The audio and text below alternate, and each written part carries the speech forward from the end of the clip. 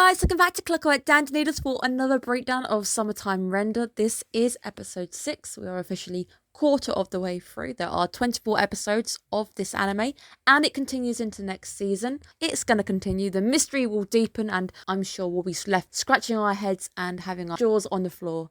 Before we get going, make sure you guys are subscribed. We are aiming to hit 1k of subscribers by the end of the year so we can start doing live streams, we can start doing nights where we can talk about anime, get together and discuss certain things, just to make the channel a bit more interactive. My midway review also has just gone up. In this video, I've crowned my top 3 OPs, EDs and current standing of anime so far. How do I feel so far halfway through the season? What are my current favourite animes of the season that I'm really enjoying? So go check that video out. I need to tell you guys that next week's reviews will all be delayed. Every single video, so I'm not picking on one.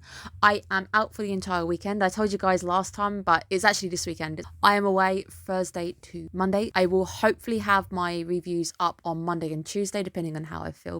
If you are at MCM Expo and you do see me around, say hi. I'm also competing on the Saturdays. If you are around on the Saturday, go and check out the championships. Give me some cheers. I can really do with them, guys. Let's get going. This time we're gonna actually have a change of perspective, and I think it was really refreshing to have a change. I was happy to suddenly see us following Hizuru around. She's already a person of fascination to me because of the last loop we just had. Having the ability to kill the shadows with just her gun, abilities to know things about the shadows. She definitely seems very well versed. She can definitely sense a shadow. I think it's more because she stood on his shadow. So we were told that if you stand on a shadow, they don't like it. It's painful to them, so they try to avoid you standing on them.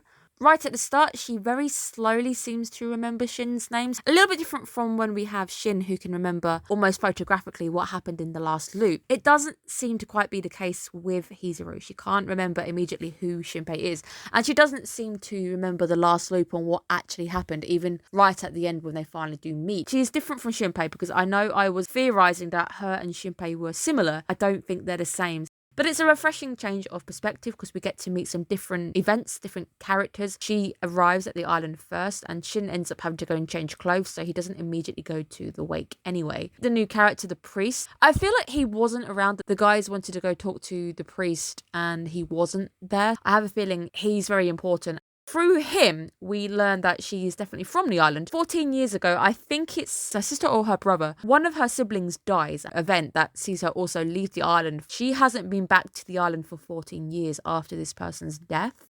It does double up quite nicely as a look into Ushio and Mio's childhood and how everybody on the island had a little hand in raising them. I have already mentioned that everybody on the island knows each other. They have probably witnessed each other growing up. Close-knit community. Connection between Hizuru and the family. So she actually met Ushio as a kid. Her as a kid is fascinating to see. She's so diddy and got a bit more of a mischievous spark to her. But we get to see Hizuru as well as a student, and we see her link as well with her friend, which ends up being Shuri's mother. I don't know if Hizuru's unknown caller is Shin, but that seems to be something that the camera pans down on when Hizuru is thinking about the name Shinpei and she hears the Shinpei name again. That could just be Nezia. She could just be calling Nezia, and that could just be him hiding his number for security reasons. But I do also wonder if there's some link there because she definitely seems familiar with the name Shinpei. That name rings a bell. It seems very important to her. So I still am on the boat that she's heard the name before, met Shinpei perhaps in the past and doesn't remember him, or there's something bigger going on with these two and these two are definitely linked. But for now, she seems to be avoiding Shinpei. This time, we get to experience the wake a little bit earlier before Shin arrives. We get to investigate those strangle marks a little bit more. Even Hizuru states that the police are just incompetent or they are covering. If it is more than just that one person, compromised by shadows, maybe the shadows are higher up than this guy and pulling a few strings trying to hide the fact that Ushio was actually strangled. If they were to take DNA, if she has actually got DNA on her fingernails, I have a feeling it's either from Shuri, it would match Shuri, or it would match her own DNA if her shadow was the one to strangle her. But that's interesting because when we actually meet Ushio's shadow a little bit later on, she's different. She doesn't seem to want to be a shadow, or she doesn't seem to realize she's a shadow. She seems very oblivious to the fact. Would probably bet that it was actually Shuri who did it. There's definitely a cover-up going on. Somebody wants to cover up the nature of her death. 14 years ago that because of this death that Hizuru also experienced. Is it possible that the shadows date back at least 14 years, maybe more? Something about this death seems to weigh heavily on her. Something is raised to be odd and similar to this death. Something doesn't sit right with this death. I think that death is going to be very important. I think we're going to get more details for that death at some point down the line. Before leaving that flashback, we also hear Hizuru again calling Hane's name, which is the name of the entity that is summoned at the end of the last loop. Hane is somehow maybe reincarnated as that person, or I just think there's something a bit more going on with this link. Maybe it's taken the likeness of her relative.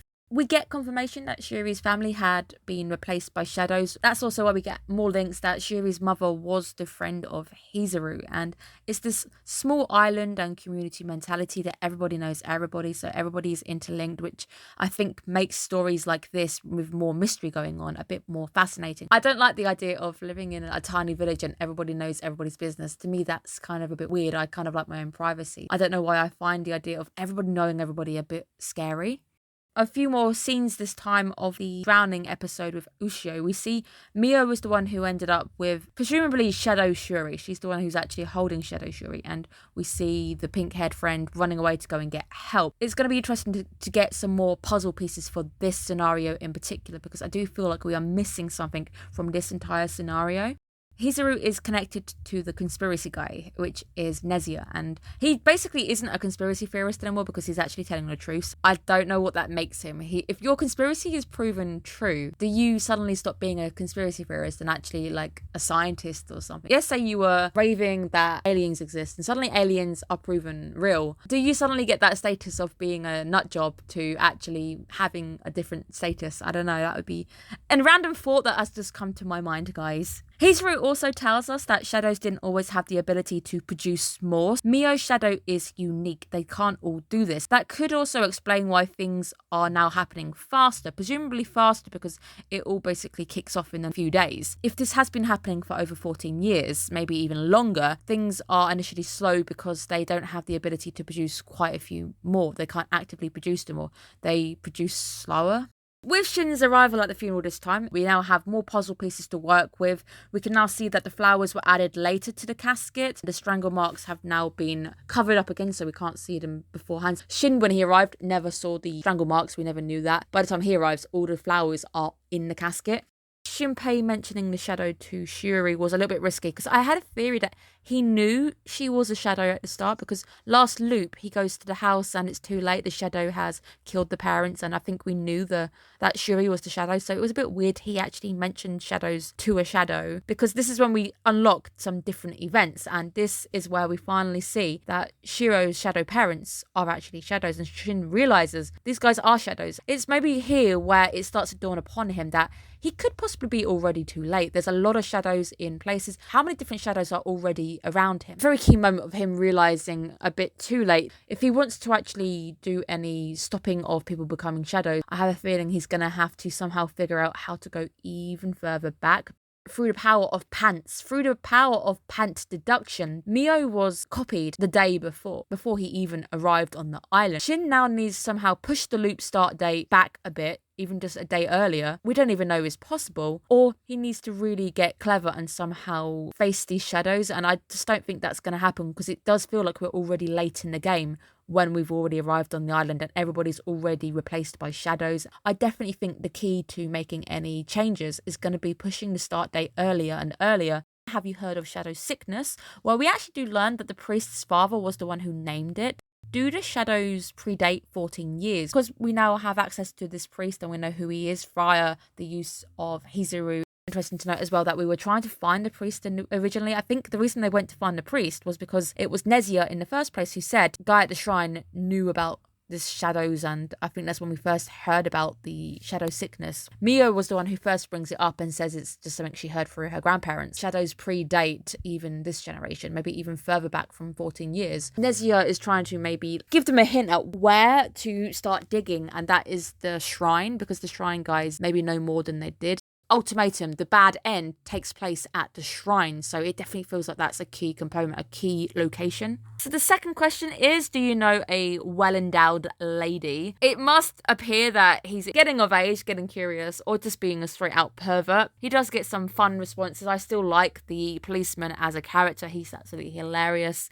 Shin is able to finally find a code. Different path this time round. This time our loop's going to be very, very different because we're actually meeting up with Hizuru a day early. So can we change anything within a day this time? Are we able to act a little bit different? Are we actually going to be able to save the policeman this time around as well? Different things are going to happen. He's going to be in different places. Mio's dad has been copied. It does also make me wonder, is that perhaps Flash, the actual camera flash at the funeral? We knew there was a camera flash. Somebody gets copied at the funeral, but we never knew who it was. Us now seeing a second dad in the suit, it has to be him. Starting to unravel things, it's getting a little bit messy, but things are slowly making sense of the order. I'm trying to put all the puzzle pieces into order. The dad getting copied, and then the dad shadow goes to Mio and speaks to Mio for a bit and then hunts him down in the bathroom. And I'm guessing initially, if Hizuru doesn't catch that, the dad is that shadow in those earlier loops. Nezia confirms that Shinpei isn't a shadow by shooting his shadows. We had any doubts that he might be part shadow, but he's definitely not hurt by the firing at his shadow. Hizuru does end up saving Mio's dad. I don't know if this happens every time round. Her loop has always been the same and Mio's dad's always been saved. Hizuru's always been able to get there in time, but it's cool to see and it's interesting to see that she can definitely take out shadows in different styles. And she smacks him in the face with a hammer. It reminded me a little bit of Jujutsu Kaisen for a brief moment where we've got all these cursed objects and you can attack curses with them.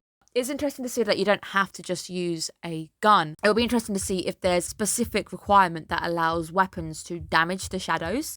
Method of hanging upside down does make me think of L from Death Note because he had his little unique way of sitting. I watched the video a long time ago that, especially in anime, high IQ characters are shown with little quirks. And I definitely think Hizuru is very, very smart. Whether this is her quirk, she just hangs upside down. That's how she concentrates. That's how she thinks. I do wonder as well if there's a deeper meaning to this little quirk or it's just something quite cute that she does. Still in the overthinking mode. I'm overthinking everything. I don't trust anybody. I love Shinpei's devoted fan act. I don't know if it's an act or real, but he definitely seems to be very believable if he really has actually got all the books. Finding a way to give her his name because she says, you know, if you find me, give me your name straight away. I don't know if it's an act, but it's a believable act nonetheless. And if it is true and he really is a fan of her, well, I'm happy for you, Shinpei. You finally met one of your idols and I'm glad that you've now got an autographed book. I love the fact that Hizuru immediately nails the time traveler theory on the head. Tears, the relief that come from Shinpei as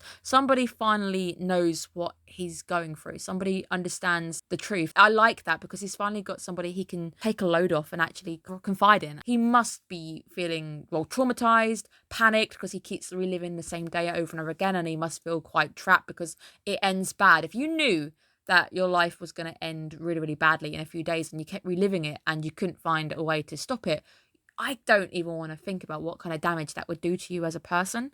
If he is a time traveler, where did he come from? Is this actually his time? Because the first scene in the entire anime where I think Ushio leans in and does something to Junpei and we get all those like static marks going on, she was grown up and she matches the Ushio shadow that we're seeing, but we're told that Junpei left the island. I think he left for the mainland and I don't know what he was actually doing. Very similar to Hizuru as well. They both leave the island and go elsewhere, then come back. They both come back on the same day, the same boat for the same thing. Is it possible at some point he's maybe in the future, he's with her and they've actually seen each other? And I don't know if that makes sense. He's definitely met grown-up Ushio who wasn't dead, or maybe that was a shadow, or that was a previous link. We don't. It could either be the future or it's an out-of-sequence shadow event that we haven't had lined up yet. So far, the story seems pretty linear. Going backwards, obviously, we were looping round, but it's not out of sequence or anything. It's not shot out of sequence. We're not seeing loop 5, then loop 2, then loop 5. It all seems linear. It all seems like it's in chronological order. How far this time travel rabbit hole goes. We've had a lot of new information given to us. We've got a lot more things to think about now. I'm starting to think that this story goes a lot deeper than just 3 days.